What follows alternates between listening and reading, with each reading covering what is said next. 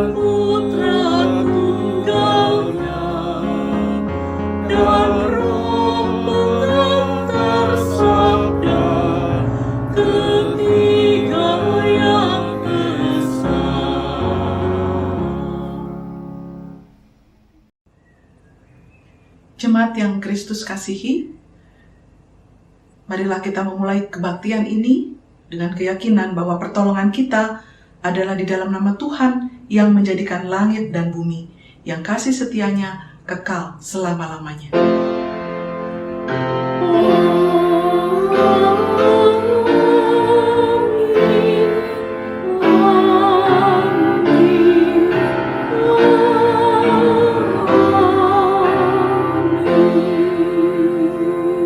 Salam sejahtera bagi saudara yang datang dalam nama Tuhan.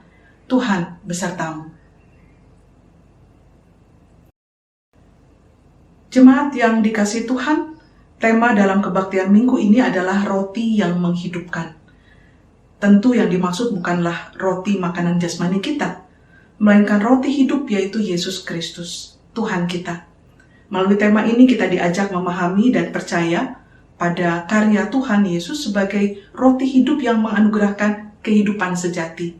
Sehingga kita pun memiliki daya hidup dari sang roti hidup dalam perjuangan kita di tengah pandemi ini. Jemaat yang terkasih, marilah kita merendahkan diri dan mengakui segala kesalahan dan dosa yang kita perbuat di hadapan Tuhan. Mari kita berdoa. Ya Tuhan sumber hidup, di hadapan-Mu kami mengaku bahwa kami telah berdosa terhadap-Mu. Kami telah berdosa terhadap sesama kami. Telah banyak kami menyimpang dari jalan-Mu yang benar, baik dalam pikiran, perkataan, maupun perbuatan. Ampunilah dosa kami ya Tuhan. Kasihanilah kami ya Kristus. Amin.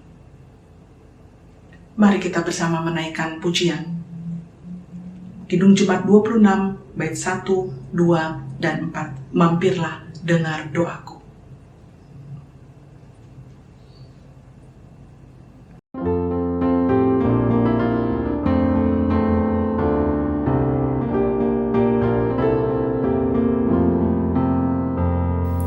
Mampirlah dengar doaku, Yesus penebus.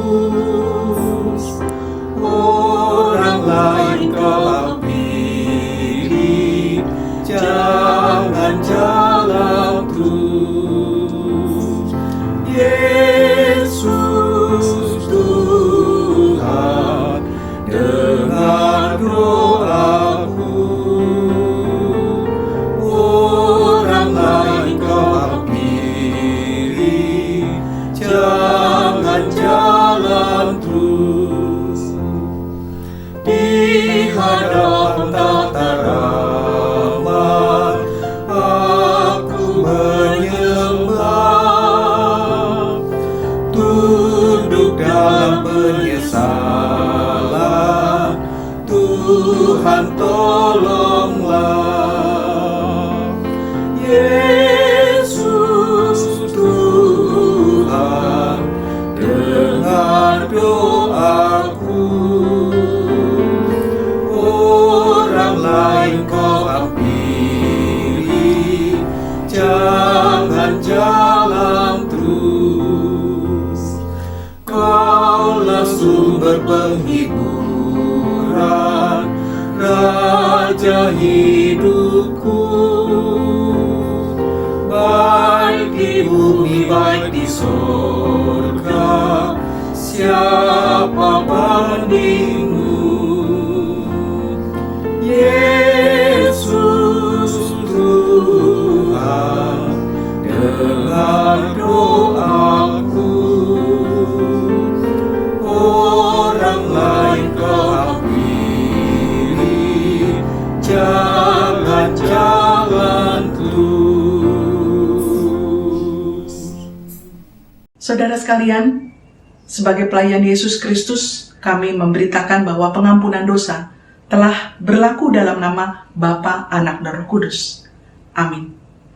Marilah kita mendengar berita anugerah yang diambil dari surat Rasul Paulus kepada jemaat Galatia pasal 3 ayat 13 dan 14 yang berbunyi demikian.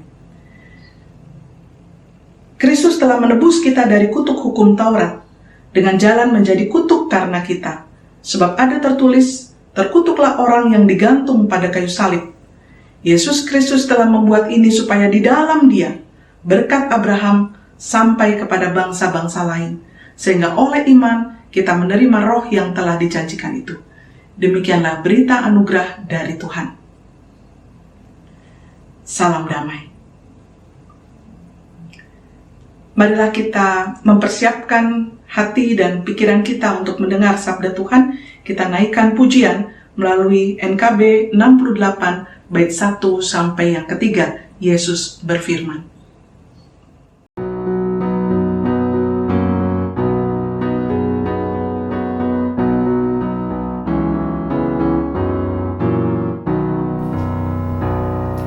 Yesus berfirman, akulah roti hidup bagi manusia. Roti hidup bagi manusia. Roti hidup bagi manusia. Yesus berfirman, akulah roti hidup bagi manusia. Yesus berfirman, akulah terang dalam dunia yang gelap. Terang dalam dunia yang gelap. Terang dalam dunia yang gelap. Yesus berfirman, akulah terang dalam dunia yang gelap. Yesus berfirman, akulah kebangkitan hidup yang kekal. Kebangkitan hidup yang kekal.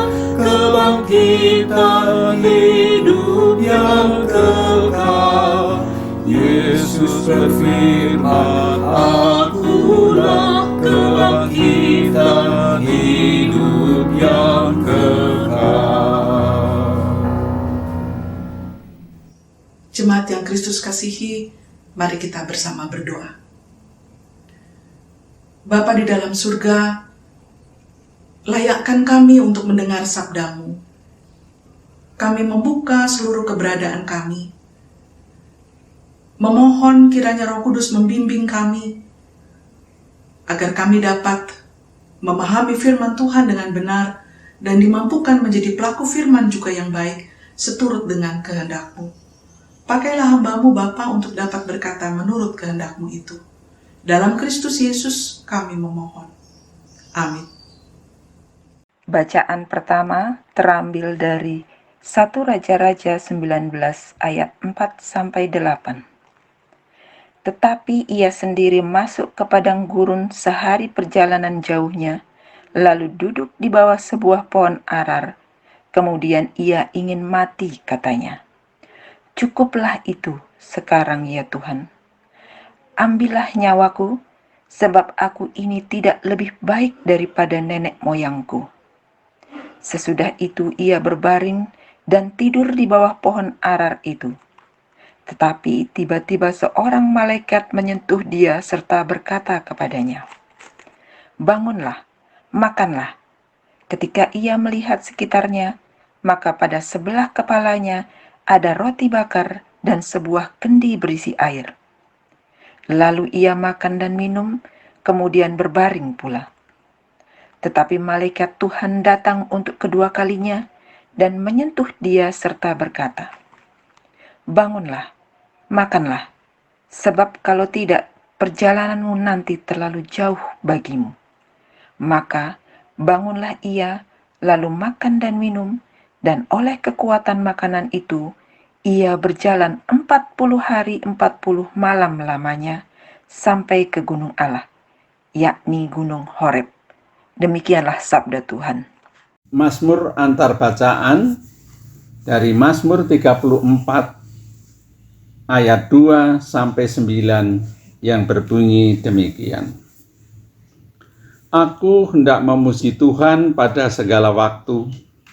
Puji-pujian kepadanya tetap di dalam mulutku. Karena Tuhan jiwaku bermegah. Biarlah orang-orang yang rendah hati mendengarnya dan bersukacita. Muliakanlah Tuhan bersama-sama dengan aku. Marilah kita bersama-sama memasyurkan nama-Nya. Aku telah mencari Tuhan, lalu Ia menjawab aku dan melepaskan aku dari segala kegentaranku. Tunjukkanlah pandanganmu kepadanya, maka mukamu akan berseri-seri dan tidak akan malu tersipu-sipu. Orang yang tertindas ini berseru, dan Tuhan mendengar. Ia menyelamatkan dia dari segala kesesakannya. Malaikat Tuhan berkemah di sekeliling orang-orang yang takut akan dia, lalu meluputkan mereka. Kecaplah dan lihatlah betapa baiknya Tuhan itu. Berbahagialah orang yang berlindung padanya. Bacaan kedua terambil dari Efesus 4 ayat 25 sampai dengan Efesus 5 ayat 2. Karena itu, buanglah dusta dan berkatalah benar seorang kepada yang lain, karena kita adalah sesama anggota. Apabila kamu menjadi marah, janganlah kamu berbuat dosa. Janganlah matahari terbenam sebelum padam amarahmu, dan janganlah beri kesempatan kepada iblis. Orang yang mencuri, janganlah ia mencuri lagi, tetapi baiklah ia berkata keras dan melakukan pekerjaan yang baik dengan tangannya sendiri, supaya ia dapat membagikan sesuatu kepada orang yang berkekurangan. Janganlah ada perkataan kotor keluar dari mulutmu, tetapi pakailah perkataan yang baik untuk membangun di mana perlu, supaya mereka yang mendengarnya beroleh kasih karunia. Dan janganlah kamu mendukakan Roh Kudus Allah yang telah memateraikan kamu menjelang hari penyelamatan. Segala kepahitan, kegeraman, kemarahan, pertikaian, dan fitnah hendaklah dibuang dari antara kamu. Demikian pula segala kejahatan. Tetapi hendaklah kamu ramah seorang terhadap yang lain, penuh kasih mesra dan saling mengampuni, sebagaimana Allah di dalam Kristus telah mengampuni kamu. Hidup sebagai anak-anak terang. Sebab itu, jadilah penurut-penurut Allah seperti anak-anak yang kekasih, dan hiduplah di dalam kasih, sebagaimana Kristus Yesus juga telah mengasihi kamu dan telah menyerahkan dirinya untuk kita sebagai persembahan dan korban yang harum bagi Allah.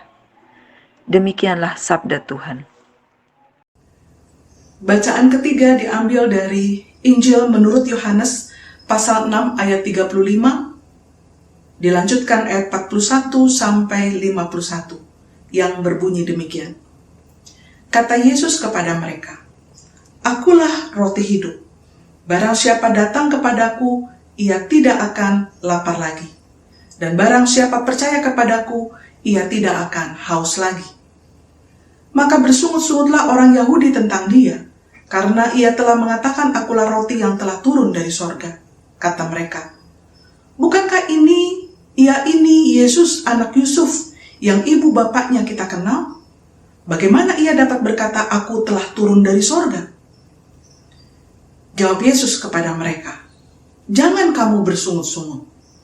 Tidak ada seorang pun yang dapat datang kepadaku jikalau ia tidak ditarik oleh Bapa yang mengutus aku, dan ia akan kubangkitkan pada akhir zaman. Ada tertulis dalam kitab nabi-nabi, dan mereka semua akan diajar oleh Allah, dan setiap orang yang telah mendengar dan menerima pengajaran dari Bapa datang kepadaku. Hal itu tidak berarti bahwa ada orang yang telah melihat Bapa.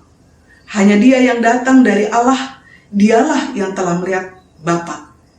Aku berkata kepadamu, sesungguhnya Barang siapa percaya, ia mempunyai hidup yang kekal. Akulah roti hidup. Nenek moyangmu telah makan mana di padang gurun, dan mereka telah mati.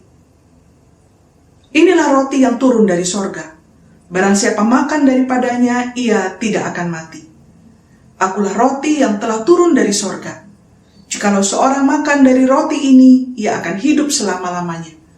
Dan roti yang kuberikan itu ialah dagingku yang akan kuberikan untuk hidup dunia.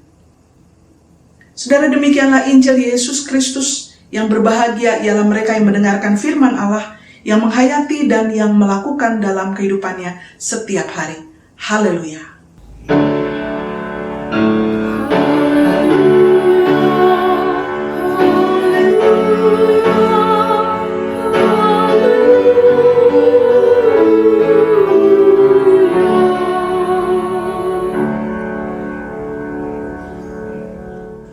Shalom Oma Opa, Bapak Ibu, Saudara-saudari, dan juga anak-anak yang Kristus kasihi.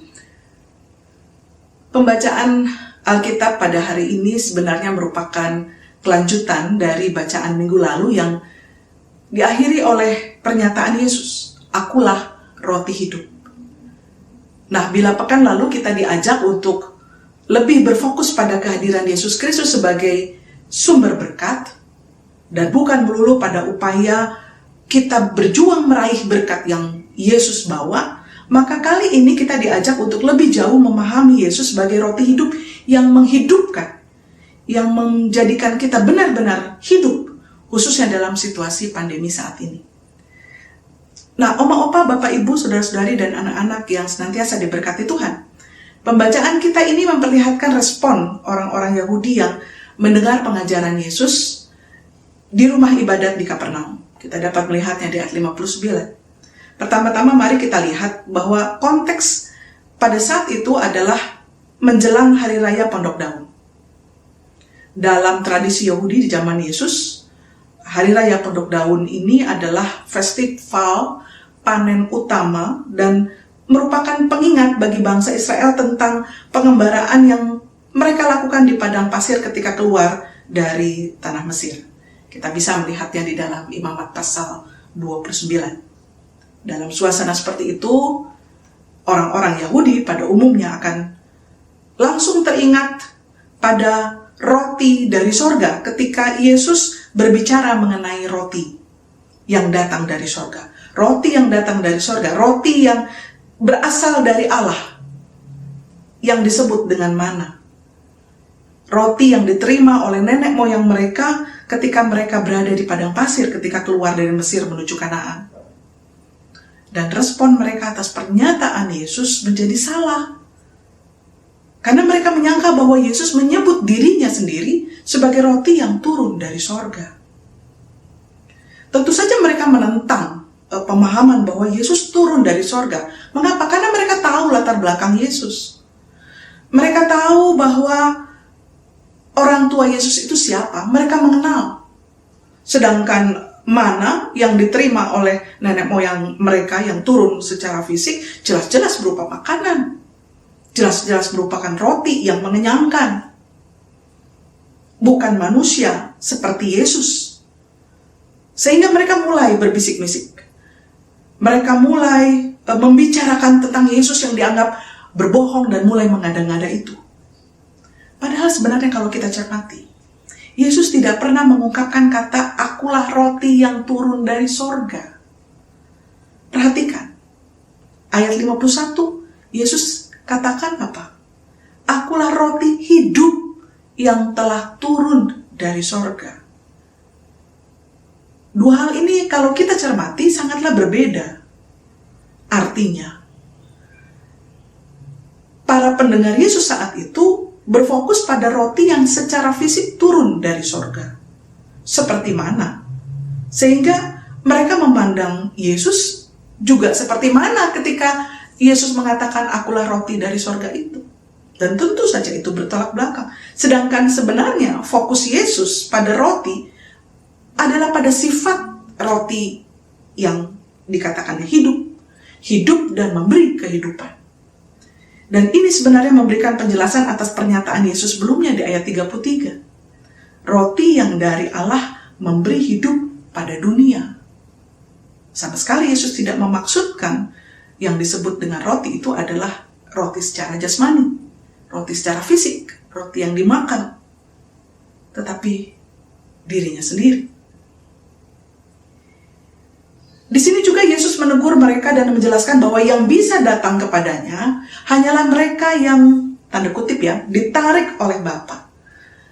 Di sini Yesus mengutip Yesaya 54 ayat 13 yang menjelaskan bahwa Allah Bapa sendiri yang melakukan semua karya pekerjaan itu.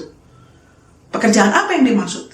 Bahwa Allah lah yang mengajar, yang memberikan pengertian, yang lalu menuntun mereka untuk kemudian datang kepada Yesus, percaya pada Yesus, dan memiliki hidup yang kekal. Ayat 45-47 menegaskan itu. Oleh karena itu, di sini kita melihat bahwa roti hidup bukan memberikan rasa kenyang pada perut.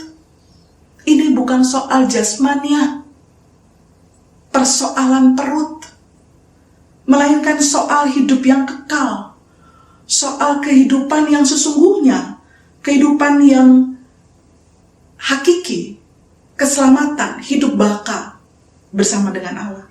Ini merujuk pada pengorbanan Yesus di kayu salib yang akan segera terjadi. Yesus katakan, roti yang kuberikan itu ialah dagingku yang akan kuberikan untuk hidup dunia. Yesus sama sekali tidak berbicara mengenai roti yang sudah pernah diberikan, yang berupa mana itu, melainkan yang akan diberikan. Dan dia berbicara tentang dirinya sendiri. Dia tidak sedang berbicara tentang masa lalu, melainkan Yesus berbicara tentang masa yang akan datang.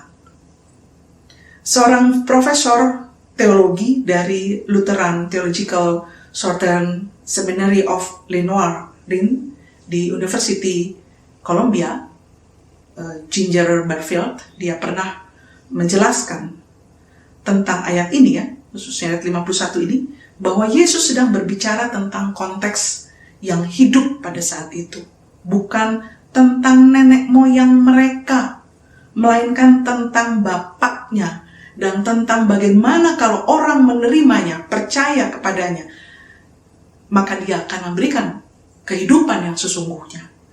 Tidak hanya soal perut, tetapi kehidupan kekal, kehidupan baka yang dibawanya. Dia sekali lagi tidak sedang berbicara tentang makanan, tetapi tentang kehidupan dari roti hidup. Setidaknya kita bisa menemukan 3 hal yang dapat kita pelajari dari firman Tuhan pada hari ini. Yang pertama, kita seringkali lebih fokus pada hal-hal yang sifatnya mengenyangkan, bukan menghidupkan. Minggu lalu, kita diingatkan tentang jangan sampai fokus hidup kita dihabiskan untuk mengejar sesuatu yang sifatnya lahiriah saja. Semua itu hanya merupakan sebuah fasilitas yang Tuhan berikan agar kita juga dapat terus menjalani kehidupan di bumi ini, karena memang tubuh kita membutuhkan semua itu. Namun bukan itu yang kita kejar. Yang harusnya dikejar adalah Yesus Kristus sendiri, sang sumber hidup. Kristus sendiri, sang sumber berkat. Itu sebabnya ketika kita dalam kehidupan kita, misalnya membeli sesuatu, kita tidak lagi berorientasi hanya sekedar memenuhi kebutuhan fisik kita saat itu, tapi lebih untuk memuaskan apa yang dibutuhkan untuk kita benar-benar hidup di dalam Tuhan, hidup yang sesungguhnya. Fokus pada hidup menjadi hal yang penting. Matius 6 ayat 25, Yesus pernah bertanya, bukankah hidup itu lebih penting daripada makanan? Makanan hanya sebatas hari ini kita makan kenyang, kemudian lapar lagi. Tetapi ketika berbicara soal hidup di dalam Kristus, maka kehidupan itu sifatnya kekal dalam setiap situasi dan kondisi. Itu sebabnya Yesus menjelaskan bahwa Dia adalah roti hidup yang menuntun kita pada kehidupan untuk bisa menghadapi segala tantangan saat ini. Dia mau mati di salib agar kita bisa hidup dan memiliki masa depan yang kekal. Ya, entah bagaimana kita saat ini bisa menjadi pengikut Kristus ya. Mungkin ada yang dari lahir, ya, ayah ibu kita Kristen, lalu kita juga menjadi pengikut Kristus. Atau mungkin mengalami perjumpaan pribadi dengan Yesus. Atau mungkin mengalami titik balik lainnya dalam kehidupan ini. Tapi Yesus tegaskan bahwa semua itu adalah karya Allah. Allah sendiri yang mengajar kita, membentuk kehidupan kita, dan membuat kita mengenal, sehingga kita juga ditariknya, ya, kita ditarik oleh Allah untuk datang kepadanya. Ayat 44 menyatakan itu. Kemudian kita percaya pada Yesus. Dan tujuannya supaya kita semua dapat menjalani kehidupan kekal. Karena sudah diselamatkan. Keselamatan kekal, kehidupan yang penuh dengan damai sejahtera, yang dari Allah. Apapun situasi dan kondisinya. Termasuk dalam situasi pandemi saat ini. Yang kedua, akan tetapi sebagai pribadi yang memiliki kehendak bebas, yang kita sering dengar istilah free will, kehendak bebas, kita juga menyadari bahwa kita juga bebas untuk memilih apakah kita akan menerima tarikan Allah itu dengan percaya kepada Tuhan Yesus atau menolaknya. Tentu saja kita pun tahu dampak dan resiko di balik pilihan tersebut. Kalau kita percaya, maka keselamatan menjadi milik kita. Dan itu berarti kita akan dihidupkan untuk selama-lamanya. Ya, sekalipun tubuh jasmania kita ini yang memang fana ini bisa merosot. Rasul Paulus katakan bahwa tubuh atau manusia jasmania itu akan merosot dari hari ke hari. Gitu ya. Entah karena berbagai hal, mungkin karena usia yang semakin tua, atau mungkin karena kita terpapar sakit, termasuk mungkin Tuhan izinkan kita terpapar virus COVID. Akan tetapi manusia batiniah yang berpotensi kekal itu akan diperbaharuinya dari hari ke hari. Dan manusia batiniah inilah perkara yang hakiki. Kita bisa memilih apakah kita menerima tarikan kasih Allah itu untuk semakin dekat dengan Tuhan dan kemudian hidup di dalam Kristus. Kristus hidup di dalam kita. Dan roti itu betul-betul menghidupkan seluruh kehidupan kita atau tidak. Itu menjadi sebuah pilihan. Tentu saya berharap kita semua memilih tetap percaya dan menyerahkan diri kita. Agar Kristus kemudian menguasai diri kita. Dan ini yang ketiga, hal yang juga sangat penting. Kita juga bisa memilih membiarkan Yesus menghidupi kita. Kita berbicara soal roti hidup, roti yang membawa kehidupan kekal itu. Tetapi itu juga berarti kita perlu memberikan hati kita, jiwa kita, tubuh kita, seluruh keberadaan kita agar kita ini dipenuhi oleh kehadiran Kristus. Ini soal penggenapan istilah yang Yesus katakan. Bahwa kamu tidak akan lapar dan haus lagi. Betul, memang masih lapar secara jasmani, kita juga masih haus. Tetapi tidak ada lagi kekosongan dalam jiwa ini. Bukankah ada banyak orang yang mengejar berkat begitu banyak, melimpah. Berjuang keras untuk itu, tetapi ketika sudah mendapat, tetap saja hati ini merasa kosong. Kenapa? Karena tetap ada kelaparan dan kehausan rohani. Dan itu yang diisi oleh Allah. Itu yang diisi oleh Kristus. Tetapi, apakah kita membiarkannya memenuhi seluruh kehidupan kita? Atau hanya beberapa aspek hidup saja? Saya mengibaratkan ya, mari kita bayangkan ada satu gelas yang akan kita isi. Apakah dengan air mineral, yang tentu air mineral itu sehat bagi tubuh kita, atau dengan minyak goreng ya, atau bahkan sudah jelantah begitu ya, minyak bekas yang kita pakai sekali lalu kita pakai lagi begitu. Kita masukkan ke dalam gelas itu, gelas yang bisa kita ibaratkan sebagai hidup kita. Hidup kita itu mau diisi oleh air mineral, yaitu Yesus, sang air hidup ya, sang air hidup itu juga, sang roti hidup itu mengisi, memenuhi gelas kita, atau kita juga biarkan minyak jelantah memasuki hidup kita. Minyak jelantah itu bisa kita ibaratkan sebagai segala sesuatu yang negatif, segala sesuatu yang jahat, segala sesuatu yang buruk, termasuk di dalamnya adalah kemanusiaan lama kita, atau mungkin kekhawatiran kita yang berlebihan pada situasi pandemi yang belum berakhir ini, yang masih terus berlarut-larut ini, atau mungkin hal-hal ketakutan lainnya. Itulah minyak jelantah tadi. Nah, ketika kita masukkan air memenuhi, tetapi juga kita masukkan jelantah. Kalau kita masukkan terus jelantah, ya air itu ya cuma sedikit berarti kadarnya kan. Yang paling banyak adalah jelantah. Betul, jelantah memang tetap di atas ya, karena berat jenisnya yang lebih berat, yang lebih ringan maksud saya, sehingga dia akan terus ada di atas. Tapi kalau kita isi terus dengan kehadiran Kristus, gelas hidup kita itu kita isi terus dengan air hidup, dengan kehadiran Yesus, lalu dibiarkan memenuhi, maka jelantah itu akan terdorong sampai keluar dari kehidupan kita, dari gelas tadi. Apakah kita mau membiarkan roh Kristus berkuasa dalam diri kita, lalu menguasai seluruh keberadaan diri kita, memenuhinya, sehingga tidak ada lagi hal-hal yang buruk yang menguasai diri kita? Mana yang akan kita biarkan tetap mengalir dalam kehidupan kita, memenuhi gelas kita? Jika minyak sudah terlanjur ada, tetapi dengan air mineral yang kita biarkan terus mengalir, memenuhi hidup kita, maka dengan sendirinya minyak itu tersingkir. Kepenuhan akan hadirnya Kristus dalam hidup akan membuat kita menjadi sehat secara rohani. Dan itu pasti berimbas pada sehat secara jasmani.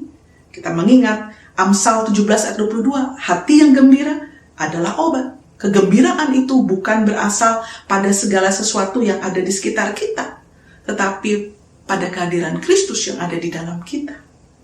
Dan kita juga menjadi kuat secara mental dalam menghadapi perjuangan menjalani hidup di tengah pergumulan yang ada. Kita tidak menjadi lemah, karena Kristus yang memenuhi, yang menyemangati, yang menguatkan, yang memampukan kita. Bahkan kita juga bisa terus menikmati hidup yang sesungguhnya. Hidup yang kekal itu. Hidup yang seutuhnya itu di dalam Kristus. Amin. Jemaat Tuhan diundang berdiri bersama dengan umat Tuhan Yesus Kristus pada masa lalu, masa kini, dan masa depan. Kita mengikrarkan pengakuan iman seturut dengan pengakuan iman rasuli. Demikian. Aku percaya kepada Allah, Bapa yang Maha Kuasa, Khalik langit dan bumi, dan kepada Yesus Kristus, anaknya yang tunggal, Tuhan kita, yang dikandung dari Roh Kudus, lahir dari anak darah Maria, yang menderita sengsara di bawah pemerintahan Pontius Pilatus, disalibkan, mati dan dikuburkan, turun ke dalam kerajaan maut. Pada hari yang ketiga, bangkit pula dari antara orang mati, naik ke surga, duduk di sebelah kanan Allah, Bapa yang Maha Kuasa, dan dari sana akan datang untuk menghakimi orang yang hidup dan yang mati. Aku percaya kepada Roh Kudus, gereja yang kudus dan am, persekutuan orang kudus, pengampunan dosa, kebangkitan orang mati, dan hidup yang kekal. Amin. Jemaat yang Kristus kasihi, inilah saatnya kita bersyafaat, dan nanti di akhir doa syafaat kita akan bersama mengucapkan doa Bapa kami. Mari kita berdoa. Allah Bapa di surga, Allah yang maha baik, kami bersyukur kepadamu karena Engkau senantiasa memberikan kepada kami kehidupan. Bahkan kehidupan kekal Engkau berikan melalui Yesus Kristus yang bersedia memenuhi seluruh kehidupan kami. Kami memberikan diri kami Tuhan untuk Engkau penuhi seluruh aspek hidup kami tanpa kecuali Engkau isi, sehingga kehadiran Tuhan menjadi sumber kekuatan bagi kami yang memampukan kami menghadapi situasi dan kondisi yang masih belum berubah oleh karena pandemi pada saat ini. Bapa di dalam surga, dalam doa syafaat ini kami mau menyerahkan pemerintah pusat sampai daerah, karuniakan mereka semua hikmat agar dapat melakukan segala upaya yang terbaik untuk membawa bangsa ini menjadi memenangkan peperangan dalam pandemi ini dengan sebaik-baiknya pula. Berkati kehidupan bermasyarakat, bernegara di masa pandemi ini Tuhan, agar masyarakat dapat tetap guyup, saling mendukung, saling menguatkan, saling menopang dalam segala penderitaan bersama yang dialami oleh karena pandemi. Bahkan Tuhan juga memberkati setiap upaya untuk penanganan kasus paparan COVID-19, bahkan dengan seluruh variannya. Tuhan kiranya Engkau memberkati program vaksinasi COVID-19 yang saat ini terus digalakkan, terus disebarkan. Tuhan juga mohon berkati mereka yang masih berada dalam keadaan menolak percaya adanya COVID-19 dan bahkan juga menolak vaksinasi. Tuhan kiranya berkenan untuk berbicara kepada mereka agar mereka juga pada akhirnya dapat menyadari bahwa situasi dan kondisi yang ada itu benar-benar real, benar-benar nyata, dan itu harus segera diatasi. Vaksinasi salah satu cara Tuhan memberkati negeri ini, memperlengkapi negeri ini, membuat negeri ini dapat akhirnya memenangkan peperangan ini. Bapak, di dalam doa kami pun kami menyerahkan GKI Pengadilan 35 Bogor sebagai gereja induk atas Jemaat Bapos Taman Yasmin ini, Bapak, serta juga Sinode Wilayah Jabar dan Sinode GKI. Kiranya juga mereka Tuhan berkati, berikan kesehatan untuk menemukan apa yang menurut Tuhan pandang baik, bukan menurut hikmat manusia, tetapi apa yang Tuhan pandang baik bagi keberlangsungan jemaat Tuhan di tempat ini. Kami bersama juga berdoa bagi setiap pergumulan anggota jemaat maupun para simpatisan, keluarga-keluarga yang saat ini berjuang mengatasi dampak dari pandemi. Tuhan kiranya berkati usaha-usaha untuk memulihkan ekonomi. Tuhan juga berkati. Kami percaya Tuhan tidak akan tinggalkan keluarga-keluarga Allah ini. Kami menyerahkan juga para lansia kami ke dalam kasih-Mu, Tuhan. Ada begitu banyak pembatasan yang dilakukan, lebih daripada yang lain. Tuhan kiranya memberkati para lansia kami agar tetap bersabar, dapat juga menjaga diri dengan sedemikian rupa, terhindar dari setiap paparan sakit apapun jika itu memungkinkan dan jika itu juga yang Tuhan izinkan. Kami menyerahkan mereka ke dalam kasih Tuhan. Kami percaya Tuhan tidak akan tinggalkan para lansia kami ini, Tuhan. Kami menyerahkan juga kesehatan jemaat-Mu, Bapa. Kami mohon Tuhan berkenan untuk menjamah dan menyembuhkan mereka yang sakit dan dalam masa pemulihan. Mereka yang terpapar, kiranya Tuhan jamah juga agar mereka semua dapat sembuh pada akhirnya. Kami yakin dan percaya tidak ada penyakit yang terlalu sulit dapat Kau atasi. Tidak ada. Semua itu mudah. Dan tidak ada juga yang begitu sepele sehingga Kau akan abaikan permohonan kami. Tidak. Kau adalah Allah yang penuh kasih. Maka Kau akan berikan yang terbaik bagi jemaat-Mu. Kami juga memohon Tuhan berkenan untuk turut campur terus dalam pergumulan jemaat-Mu ini untuk mendapatkan hak beribadahnya kembali. Kami yakin dan percaya bahwa Tuhan tidak akan tinggalkan. Tuhan mendampingi sehingga pada akhirnya yang terbaik yang Tuhan karuniakan. Kami juga mau menyerahkan program pelayanan serta kesehatan jemaat dan seluruh pengurus Bapos Taman Yasmin. Ya Tuhan, kiranya Engkau memberkati supaya kesehatan, satu jiwa, satu tujuan betul-betul menguasai hanya demi untuk memuliakan Tuhan, tidak ada yang lain. Sehingga melalui pelayanan yang dilakukan, membawa jemaat ini terus bertumbuh di dalam Kristus, berakar semakin dalam, dan mampu menghasilkan buah yang menjadi berkat bagi bangsa dan negara ini. Bapa dalam surga, kami mau serahkan seluruh pergumulan hidup kami, pribadi lepas pribadi, setiap ketakutan, kekhawatiran kami serahkan kepadamu. Setiap kerinduan dan keinginan kami juga serahkan kepada Tuhan. Dan kami yakin Tuhan juga tahu betul apa yang kami butuhkan. Tuhan pasti karuniakan yang terbaik bagi kami semua. Terima kasih Bapa. Inilah syafaat yang kami naikkan di dalam Kristus. Kiranya Engkau berkenan mendengar dan menjawab seturut dengan kehendak-Mu. Doa syafaat ini hendak kami tutup bersama ya Bapa, dengan doa yang Tuhan Yesus sudah ajarkan. Bapa kami yang di surga, dikuduskanlah nama-Mu. Datanglah kerajaan-Mu, jadilah kehendak-Mu di bumi seperti di surga. Berikanlah kami pada hari ini makanan kami yang secukupnya. Dan ampunilah kami akan kesalahan kami, seperti kami juga mengampuni orang yang bersalah pada kami. Dan janganlah membawa kami dalam pencobaan, tapi lepaskanlah kami dari yang jahat, karena Engkau yang punya kerajaan, dan kuasa, dan kemuliaan, sampai selama-lamanya. Amin. Jemaat terkasih di dalam Tuhan Yesus Kristus, suatu keindahan bila dalam ibadah ini, kita membawa persembahan syukur kita, karena itulah yang berkenan bagi Tuhan. Selama pandemi COVID-19 masih berlangsung, persembahan dapat ditransfer melalui nomor rekening BNI yang tertera di layar, atau dimasukkan dalam amplop dan diserahkan kepada bendahara setelah kita bisa beribadah secara normal. 2 Korintus 9 ayat 7 mengantar kita dalam memberi persembahan syukur kita. Hendaklah masing-masing memberikan menurut kerelaan hatinya. Janganlah dengan sedih hati atau karena paksaan, sebab Allah mengasihi orang yang memberi dengan sukacita. Untuk mengiringi persembahan kita memuji Tuhan dengan Kidung Jemaat nomor 299, Bersyukur kepada Tuhan.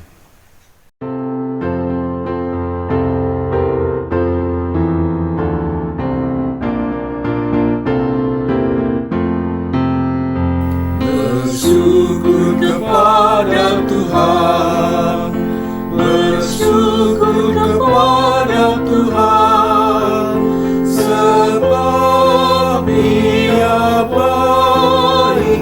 Bersyukur kepada Tuhan, bersyukur kepada Tuhan, bersyukur kepada Tuhan, sebab Dia baik. Bersyukur kepada Tuhan. Umat Tuhan diundang berdiri. Kita menyerahkan persembahan kita dalam doa. Mari kita berdoa. Bapa Surgawi, Allah Maha Murah, Maha Kasih, dan Maha Baik. Bapa kami yang di surga, kami mengucapkan syukur atas segala karunia di dalam Tuhan Yesus Kristus, pemeliharaan Tuhan yang sempurna, penyertaan Tuhan yang setia, kasih Tuhan yang menyelamatkan kami. Saat ini kami ya Tuhan, kami membawa persembahan syukur kami kepadamu sebagai tanda penyerahan hidup kami kepadamu. Terimalah dan kuduskanlah, agar berguna bagi pekerjaan yang memuliakan namamu. Biarlah persembahan ini boleh dikelola oleh petugas dengan penuh tanggung jawab. Tolonglah kami ya Tuhan, agar kami dapat mempersembahkan hidup kami kepadamu, dan berkatilah kehidupan kami sehari-hari. Doa ini kami naikkan dalam nama Tuhan Yesus Kristus. Amin. Ibadah ini akan berakhir, tetapi hidup yang beribadah akan terus berlangsung. Dengan sukacita marilah kita menaikkan pujian pengutusan dengan nyanyian Kidung Baru 195 bait 1 sampai 3, Bintang Pandanganku.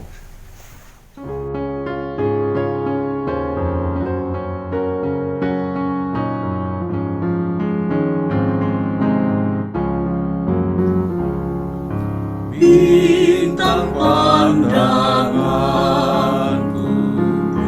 cadas yang teguh, pandu yang setiawan,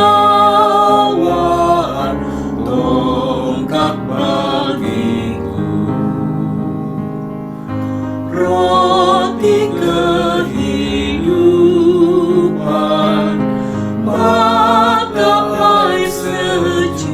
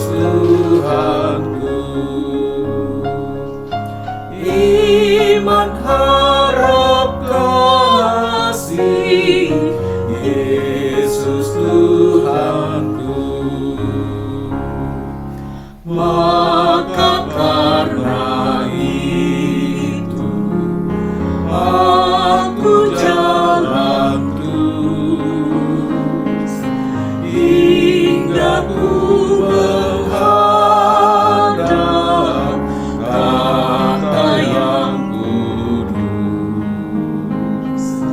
Takkan ku katakan tiada hartaku,